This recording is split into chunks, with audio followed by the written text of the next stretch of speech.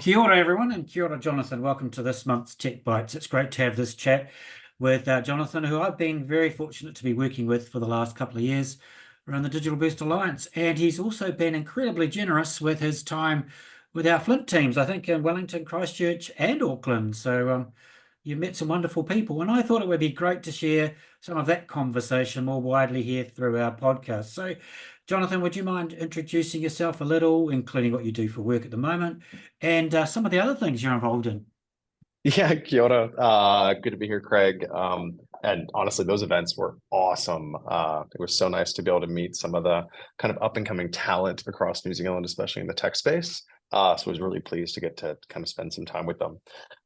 So for those of you who haven't met, my name is Jonathan Waecker. I am currently the Chief Customer and Sales Officer at the Warehouse Group, but also get to work with Craig in the context of another job I have, which is being the chair of the governance board of the Digital Boost Alliance.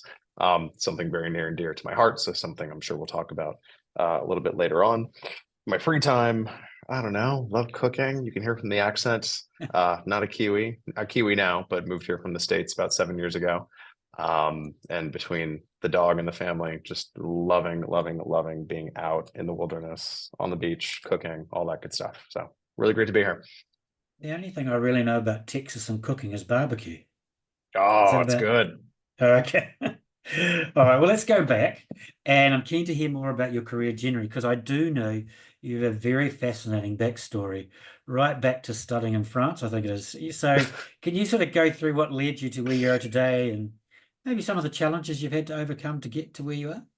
Yeah, sure. I mean, look, the in hindsight, right? I think all of us have those moments in our career. You get to look back and pretend like it all made sense, and you kind of recast it through the lens of everything being a purposeful choice. So I'll start there and just pretend like everything I did was on purpose, and this was always the path I thought. But the reality is, it was very messy, and probably just kept saying yes to things is the short version. But kind of going back to kind of grad school. So went to grad school in France. Did that because actually I was training in undergrad to be a civil engineer. I really wanted to build like really cool like dams and nuclear power plants and all the things that little boys grow up thinking they want to build and be a part of. And I was growing up in California at the time, and this is in the 90s. And the only thing that I would have been building was freeways and roads. And I thought that wasn't as much fun as dams and monorails and other cool things. So talked to my kind of guidance counselor, which is something you have at a university in the US. And they were like, cool, the opposite of what you're doing now is this school in France. So go there. So that's how I ended up in Paris. Starting business, because that just seemed like a really good idea at the time. Turns out that was really helpful. I ended up being there for 6 years, did 1 year of school, 4 years of kind of living and working, worked at an investment bank called BNP Paribas, actually started a hidden camera production company, which was wild. We were selling content to telcos in places like Morocco and Egypt, back when like videos were just becoming a monetizable thing. Went to grad school and then left that grad school about halfway through because I got offered a job at Disney back in the US. And so stopped about halfway through my studies, put them on pause, and went to work at the Walt Disney Company at a division called ABC, which is kind of their television arm, to work for an incredible gentleman named Albert Chang, who had been hired to kind of lead their digital initiatives. And this is back in the early 2000s. And the first project I got invited to be a part of was really thinking about how we took content like Lost, Desperate Housewives, and Grey's Anatomy, which were the three big shows at the time, and put them online or put them, onto iPods, which was incredibly novel at the time. So that was cool. I thought that was an awesome job. So did that for a little bit. Then got asked to move to Hong Kong to do some distribution work, which was amazing. Said yes to that. You'll see the theme, just kind of saying yes to things. Got to live in Hong Kong for 2 years, set up and do the business development work on like building new TV channels. And really thinking about what happens in a world on the other side of cable, on the other side of satellite television. How do we think about partnerships in places like Greater China, India? Actually, Disney Channel was one in Australia and New Zealand as a great example. Did that for about 2 years. The Chinese government approved the opening of the Disney office in China formally at the end of those 2 years. And so the office that I was in actually got closed down because they're moving everybody into Shanghai. So I took that opportunity to go back to Los Angeles, worked in the marketing department, got handed a brand called Hannah Montana and High School Musical, got asked to turn those into billion-dollar businesses with a very small team of people who were just incredible to work with. And it just got to actually, build brands like those, Hannah Montana, High School Musical, Phineas and Ferb, like taking these incredible intellectual properties and turning them into billion-dollar businesses. And that was just amazing. It was my first taste of retail, and loved it, loved it, loved it. From there, moved into video gaming, went to a company in San Francisco called Zynga, which had games like Farmville, Words with Friends, Zynga Poker. I describe it as the original cryptocurrency in hindsight. People actually paying money to tap on pieces of glass for the serotonin, kind of drip and achievement that a video game can provide, which was very cool, incredible, hundreds of millions. It was my first taste of what it meant to work at a company with scale. Because you'd have 20, 30, 50 million people playing a game at one time. And that was just an incredible feeling. That then led me to getting invited to join Yahoo at the time. This was back in 2013. A woman named Marissa Mayer had just taken over, and they were building out kind of a new marketing function to really help to kind of reverse the decline of what at the time, and I think continues to be, the world's #2 website. I think it just got surpassed by Facebook and Meta finally. But an incredible daunting task. And fast forward to 2017, we ended up selling the company. Probably a little premature, actually, in hindsight, because we actually did achieve the turnaround metrics we were hoping. Stabilizing a ship that big and getting it from not only to stop declining, but to actually start growing on key metrics like user engagement, monthly active users, revenue, all that, was pretty incredible. But we sold the company in the end because that's what we said we were going to do. And that allowed me to kind of open up my aperture and just take calls and talk to people who were looking to hire kind of into new opportunities. And one of those opportunities was to move to New Zealand and work with the Warehouse Group. And so because I kind of had the chance to really reflect and think about what I want to do with my career, I got the opportunity to say yes to coming to what has turned out to be one of the best places in the world. And that was 7 years ago. I've been here ever since. So I will let everyone know that when Jonathan was speaking to the Flint groups, there was some interest in his knowledge around Miley Cyrus and Hannah Montana that he was unable to share with. Yeah. All I can say is the talent is genuine. And the people you've seen come through that Disney marketing machine, people like Selena Gomez, Demi Lovato, Jonas Brothers, Miley Cyrus, they are truly incredible talents. One of the things I always reflect on is they really did evoke just the power of being both funny and kind of musically inclined all at the same time.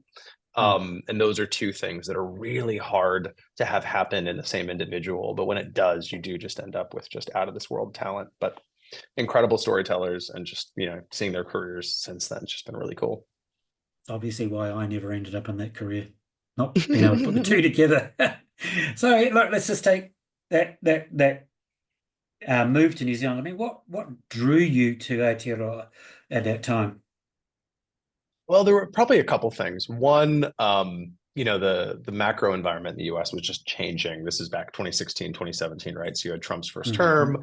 I was living in California. A lot of the jobs that I was talking to people about were in places like the middle of the country, Texas, et cetera. And so we did go and meet those organizations, and they were full of incredible people. But your values do kind of show up in times of kind of crisis like that. And it didn't feel right. It felt like in a lot of these organizations or communities, either I wouldn't be right for them or they wouldn't be right for me. But either way, it just wasn't the best match. So I did find myself reflecting on, okay, where in the world do my values make a lot of sense? And where actually can I find places where incredible people are doing incredible things? The second thing is, New Zealand is such an incredible microcosm of some of the things that are happening in bigger markets around the world. And, depending on the category, I remember at Zynga, we used to test video games in New Zealand all the time because you could get national scale. You could literally get just about every kind of demographic in a really meaningful way. And the learnings were so applicable to launching in bigger markets because they were just so indicative of what worked. And so it became a really wonderful rule of thumb, and that stuck with me, that actually if you can do things in New Zealand, they actually can extrapolate into the wider world. And so the opportunity to get to come to New Zealand in 2017, get to experience, what it was like to be at a company that actually had so many of the same values I did, and had an ambition to really try some different things, was pretty incredible. And to be able to do it kind of at scale, but also not, right? So obviously within New Zealand at scale, but in a global context, we're not by any means the same size, at least not in the retail market, as some of the people we admire. So I kind of got to live in both sides of that equation at the same time. And that was really special because on the one hand, I get to do things where scale is important and does matter.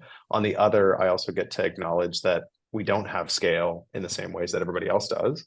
And so actually being a challenger brand, doing things with more innovation, we can talk about some examples if you like, but like when all volunteers, like we built a retail media network from scratch. Walmart has 2,100 people running their retail media network. We did it with two. That's not because we did it better or we're any more innovative than they are. It's just we can't afford their complexity. So we've had to think about how do we solve the problem in a much more lightweight way. And I think that's actually helped us to make a stronger and better decision in many ways as a result of that. So those kinds of opportunities just don't present themselves very often around the world, especially, in a place like New Zealand. And when it did, jumped at the chance. Okay, so now you're in New Zealand. And so we can get a better understanding of your position. Can you talk to us about what your current role of the warehouse group is and what day-to-day looks like? Yeah, absolutely. So current role, Chief Customer and Sales Officer, and it's probably easiest to think about that as having two parts, the customer part and the sales part.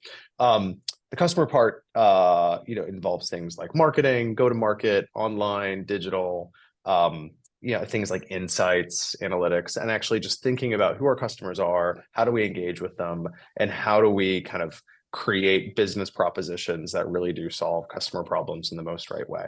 And that could be things like, advertising. It could be things like customer experience. It could be things like where we open stores. Like it's all of kind of that. And that is across both the No Leaming brands, the warehouse stationery brand, and the warehouse. The sales side is much more kind of the operations of that apparatus. And so I'm very fortunate to have been asked to lead kind of the sales team as well.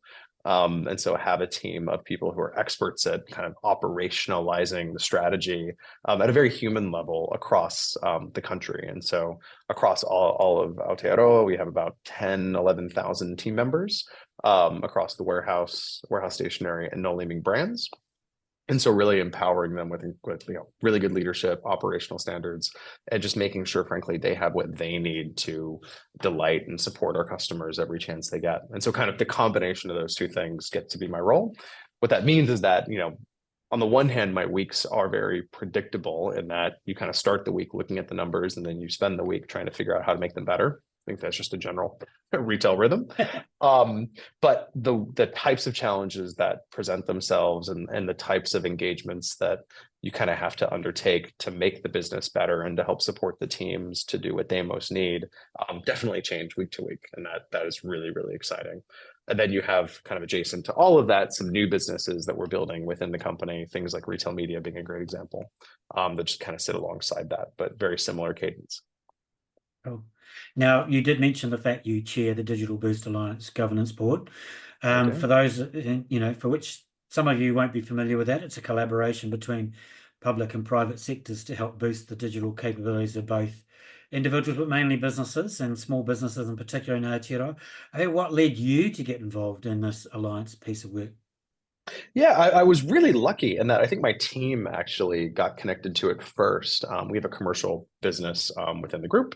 And I think they were kind of the first to get switched on to the alliance being created. I forget how many were at the time, but now we're about 26 different members, ranging from companies like Microsoft to Google to Hewlett Packard to Xero to MYOB to, of course, companies like us.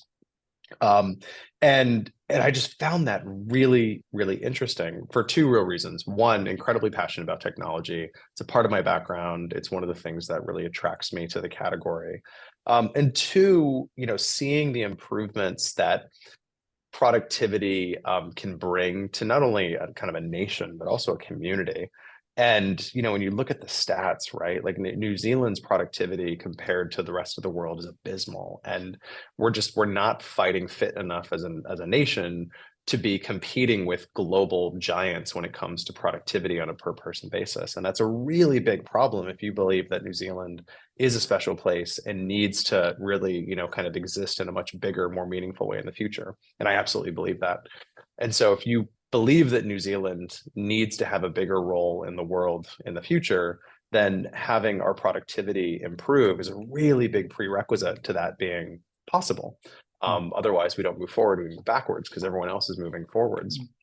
And at the time that I was asked to join the Alliance about 3 years ago, Julie Hobson was the chair at the time from Spark.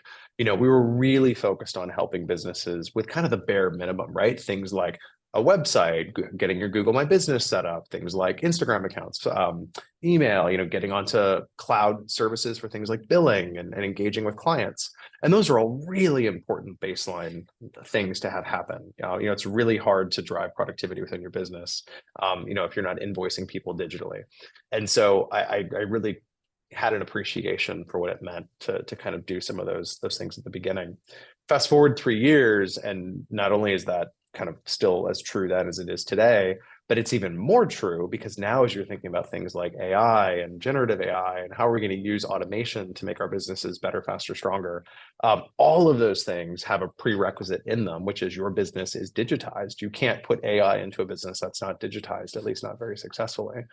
And so all of those foundational elements have proven to be very, very important. And when you think about the world we live in now, when I moved here, we were debating if and when a company like Amazon might come to New Zealand. Fast forward 7 years, now you can shop online with apps from countries, all over the world that'll ship here and, for free in under 3 days. And so the flattening of the world is happening very, very quickly. And I don't think we fully appreciated how fast that would accelerate. So therefore, the need for New Zealand to really focus on improving its productivity because the people we are competing with globally are no longer far away. They are here, they are closer, and they will be here before we know it if they're not here already. And that goes for every category in just about every part of the country. And so helping our small businesses all across Aotearoa, who are the backbone of this economy, to really have every advantage that we can possibly offer them at a global level so that our organizations and our small businesses can compete globally, can compete locally, and can really get access to the growth that the world is providing right now, I think is really important. And the Digital Boost Alliance, I think, is a huge part of that. And it's one of the reasons why I was so supportive and passionate about kind of supporting the Alliance through a chairmanship. Now, look, you mentioned AI in there, which I think is one of the biggest challenges I think that face people. It's not necessarily the technology; it's what's it going to do to us, how we're using it. I presume the warehouse group is looking at AI and and how it's to be used inside your business. Yeah, we are using it. We're using it in quite a few places. Huge disclaimer on everything in that we're not using it with customer data. We're not using it in any way. We have a massive privacy policies, so we're not using it for those use cases. What we are using it for are very probably expected use cases, but things that are incredibly meaningful. So things as simple as improving our product descriptions on our websites or improving our search engine optimization. We have it embedded into some of the tools we use. And this is showing up, I think, for a lot of the business leaders around the world. We have things like Copilot from Microsoft is now just showing up in everything. There's a huge Copilot PC launch that happened a week ago, where I think there's like almost 20 embedded AI use cases now at a hardware level that are embedded into those programs. So we're all like forcing ourselves to try it. Some of the more exciting use cases, marketing is my background, and so embedded into certain marketing tools like Facebook. There's a product called Advantage Plus where we're using AI to generate creative. So actually, you give it kind of, let's call it very specific imagery of like a television from a supplier, and then the AI puts it in a variety of use cases, living rooms, bedrooms, kitchens. It's almost doing 100 photo shoots at once, kind of a thing. And we're seeing just some incredible uplifts because that variety, that newness, that freshness is being generated using that generative AI in that context. Now that's an embedded AI that's working on behalf of the Meta products at the moment. Google's got some incredible things with Bard that we're playing with. A fun game is to go on Bard and ask it to recommend a new television for your home, and then kind of force it to use a New Zealand retailer. No naming would be my recommendation, but pick your favorite. And then just it's amazing how much richness and detail that AI is able to get just from publicly available information on the internet. So using it in a variety of ways, it's only going to get more important and more meaningful. I think for businesses in particular, it's really important culturally that we train our teams and just get everybody comfortable with it. It's not like it's a skill that you can learn because it's ever evolving, but rather a mindset you can, begin to adopt and pressure test so that that curiosity gets ignited. And that's probably the thing that we're trying the most now is just how do we safely ignite that curiosity while not, kind of blowing past any incredibly important guardrails or safety mechanisms. But that curiosity, that spark is something we're really focused on because that's the thing that will enable kind of the resilience and mindset of the organization to lean into these things as they develop. Because whatever we have now will be totally different in 6 months, will be totally different in 6 months, will be totally different in 6 months. Anyhow, it's very exciting is the short version. Yeah, look, just building on that last bit about being totally different and to bring this conversation towards an end, I wanted to ask you just about leadership. And so what are some of the key learnings you've had over time that you'd wished you'd known earlier and that you're willing to share too? Yeah, absolutely. I think one of the things that I am fueled by is really pushing the teams to succeed and kind of embrace their success, and that really requires me to be in the back, not the front. There's certain times when you have to be in the front to help with things like clarity and vision, but actually the teams are incredible, and I think the sooner I learned that, the better leader I became. It's that difference of going from being an individual contributor to a manager of individuals to a leader of leaders and now a leader of teams, and that's there's a transition that happens in each of those steps. And it really is worth kind of demarcating that, I think, in hindsight, because I don't think I did that enough because I was progressing rather rapidly early on in my career.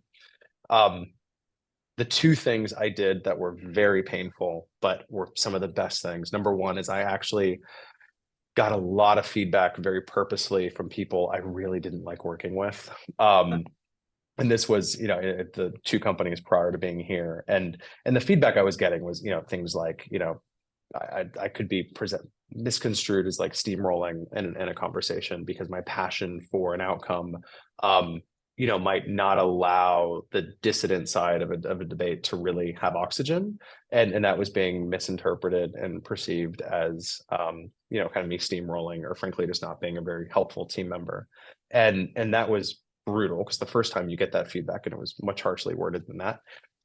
You deny it, you rationalize it, you do all these things. It's like actually the thing that happened, and I got some incredible advice from a mentor at the time, was like, look, it actually doesn't matter what you think. It doesn't matter what you intended. What matters is what the other person experienced and what the other person heard. And you can't manage, it doesn't matter what you say, it matters what they hear. And therefore your job is to optimize for what they hear. So you need to change if they're not hearing what you want them to hear. And that advice was incredibly helpful because two things happened. Number one, I kind of depersonalized everything, right?